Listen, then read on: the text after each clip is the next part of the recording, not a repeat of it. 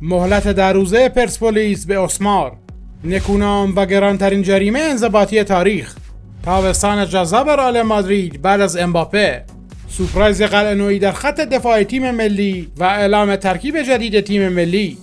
سلام به همه فوتبال دوستان و کرنریای عزیز، من سعیدم و امروز با چند خبر فوتبالی در خدمتتونم. لطفاً برای حمایت از بنده لایک و سابسکرایب چنل یادتون نره. از پیشنهاد خارجی تا شرایط خانوادگی، مهلت در روزه پرسپولیس به اسمار. باشگاه پرسپولیس در آخرین گفتگویی که با سرمربی برزیلی خود داشت به نتیجه برای تمدید دست نیافت. اسمار ویرا در دومین فصل حضورش در پرسپولیس تونست دومین جام رو از آن خودش کنه و البته قهرمانی در فصل 23 برای او حال و هوای خاصی داشت، جایی که او بعد از ماجراهای مربوط به کناره‌گیری گل محمدی در نیم فصل این بار در قامت سرمربی و مرد همه کاره سرخ‌خاک کار رو دنبال کرد و تونست به جام قهرمانی در رقابتی نزدیک با استقلال دست پیدا کنه. ویرا که بعد از جدای گل محمدی به شکل ناگهانی و بعد از ناکامی این باشگاه در مذاکره با برانکو ایوانکوویچ و دیگر گزینه‌هایش به عنوان سرمربی تیم انتخاب شده بود، در روزهای اول با منتقدان زیادی مواجه بود تا خودش رو به اسمار برسونه. با این حال فعالیت جالب باشگاه در پنجره نقل و انتقالات و جذب 3 مهره‌ای که سهم زیادی در موفقیت تیم داشتند در فاصله نزدیک با استقلال و جهاد نکونام در نهایت تونست به جام قهرمانی بوسه بزنه. اسمار اما اولین آلارم‌های مربوط به احتمال پایان همکاری خود بعد از 2 سال حضور در ایران رو داده بود،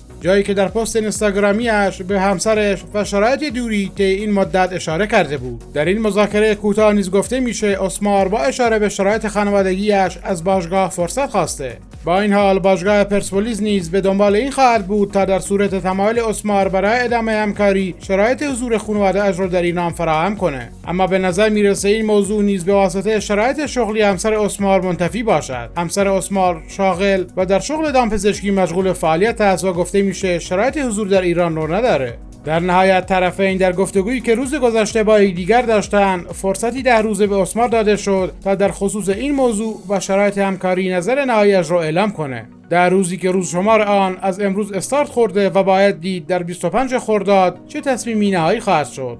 به نظر شما دوستان، اسمار ویرا بار دیگر روی نیمکت این تیم حاضر خواهد شد یا پرسپولیس و رضا درویش بار دیگر باید درگیر نام‌های ریز و درشت برای سرمربیگری این تیم در فصل 24 باشند؟ نظرتون رو کامنت کنید.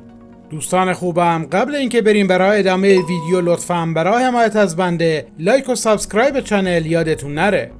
جواد نکونام و گرانترین جریمه انضباطی تاریخ لیگ برتر. سرمربی استقلال بابت 2 نوبت مصاحبه علیه ارکان برگزاری رقابت‌های لیگ برتر از سوی کمیته انضباطی جریمه شد. کمیته انضباطی فدراسیون فوتبال تعدادی از آراء خودش رو که مربوط به روزهای پرهیاهوی لیگ برتر در 2 هفته پایانی میشود رو اعلام کرد که بنابراین حکم جواد نکونام سرمربی استقلال بابت 2 مصاحبه جنجالی خود در پایان بازی نساجی و در حاشیه تمرین استقلال به پرداخت 50 میلیارد ریال جریمه محکوم کرده است. رأی کمیته انضباطی مبتنی بر مصاحبه‌های پس از بازی با نساجی است و از طرف کمیته انضباطی 3 چهره شاخص تیم جواد نکونام یعنی سید حسین حسینی و روزبه چشمی جریمه شده و حکم بر براءت مهدی هاشمی نسب و آرش رضاوند و محمد نوازی داده شده.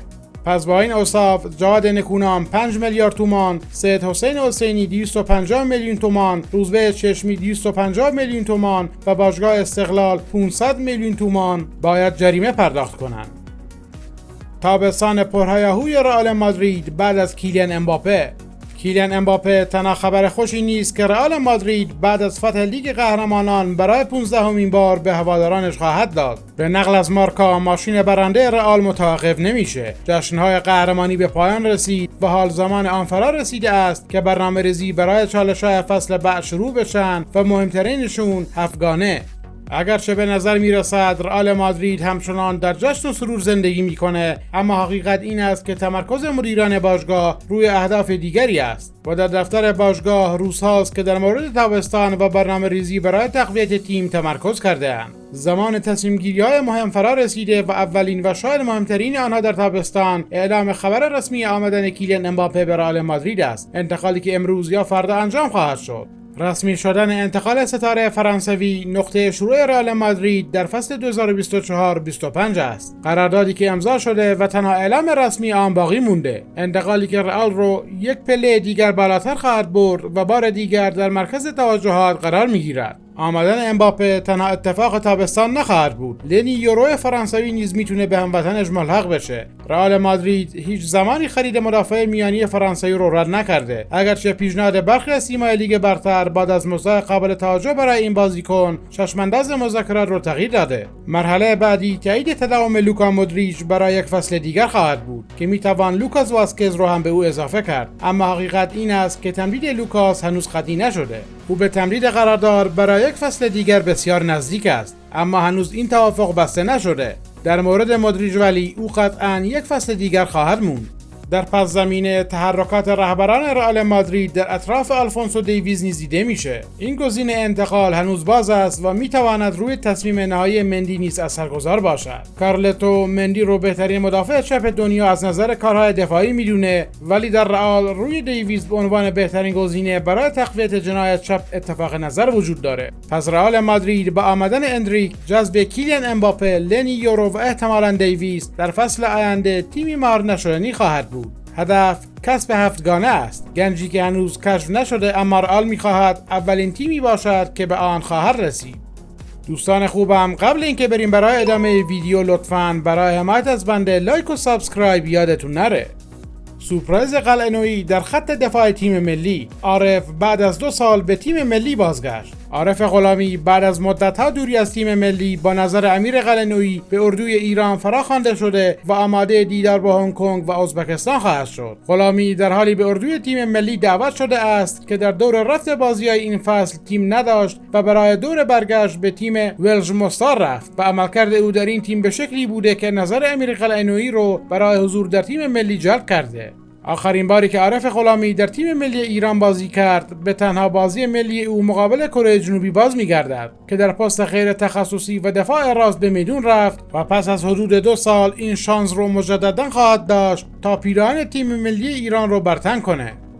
با حضور چهره‌های جدید و جوان 26 بازیکن به اردوی تیم ملی دعوت شدند. اسامی بازیکنان مد نظر امیر قلعه‌نویی برای حضور در تیم ملی و برپای 2 دیدار برابر هنگ کنگ و ازبکستان اعلام شد. دروازه‌بانان علیرضا بیرانوند، سنگربان سرخپوشان پس از قهرمانی در لیگ برتر یک بار دیگه به اردوی تیم ملی دعوت شد تا به احتمال فراوان سنگربان شماره 1 تیم ملی در این 2 مسابقه باشد. پیام نیازمند از سپاهان. او هنوز با سپاهان شانس قهرمانی در جام حذفی رو داره و با روحیه خوبی در این اردو حضور خواهد یافت. حسین پورحمیدی از تراکتور. او با سید حسین حسینی به صورت مشترک دستکش طلای لیگ رو از آن خودش کرده و توسط قلعه‌نویی به اردو فراخوانده شده. مدافعان: شجاع خلیلزاده از تراکتور. کاپیتان تبریزی‌ها امسال تونست به کمک خط دفاعی خوب تراکتور کلینشیت‌های متعددی رو بر جای بگذاره و همین عملکرد شایسته او باعث حضورش در اردوی جدید تیم ملی شده. محمد حسین کنعانی زادگان از پرسپولیس با قهرمانی در لیگ برتر راهی اردوی تیم ملی می شود تا احتمال زیاد یکی از بازیکنان حاضر در ترکیب اصلی باشد. عارف غلامی از ویلج مستار. پس از کسب رتبه سومی لیگ و کسب سهمیه اروپایی، عارف غلامی در نیم فصل موفقی که داشت پس از مدت‌ها به تیم ملی ایران دعوت شد. امین حزباوی از الصد قطر.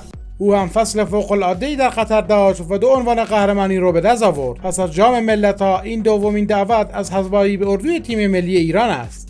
مدافعان کناری: صالح هردانی از استقلال. او در این فصل در چند پست برای استقلال بازی کرده و عصای دست نکونام بود. در اردوی قبلی نیز 1 پاس گل به کنعانی زادگان داد و دوباره فراخوانده شده. آریا یوسفی از سپاهان. در این فصل 23 بار برای سپاهان در لیگ به میدون رفت که حاصل آن 4 گل و 5 پاس گل بود و همین موضوع سبب شد تا کادر فنی تیم ملی نتونند چشم روی عملکرد این بازیکن جوان ببندند.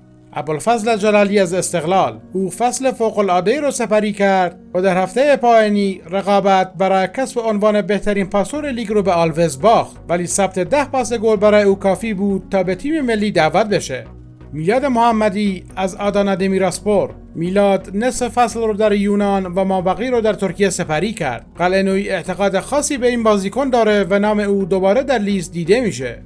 هافبک ها: محمد قربانی از اورنبرگ، سامان قدوس از برندفورد، امید نورافکن از سپاهان، سعید مهری از اپوئل، علیرضا جهانبخش از فاینورد، مهدی قائدی از اتحاد کلبا، مهدی ترابی از پرسپولیس و جواد حسین نژاد از سپاهان اسامی هافبک‌های دعوت شده به تیم ملی هستند.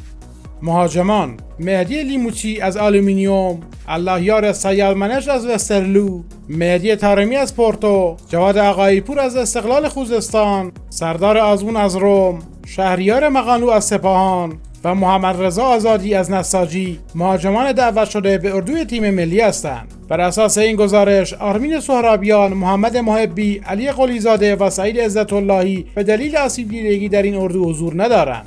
تیم ملی ایران یک شنبه ساعت 19:30 برای انجام دیدار برابر کنگ به این کشور سفر خواهد کرد. خب دوستان خوبم، به انتهای ویدیو امروزمون رسیدیم. اگر از ویدیو لذت بردین لطفاً برای حمایت از بنده لایک و سابسکرایب یادتون نره. روز خوش.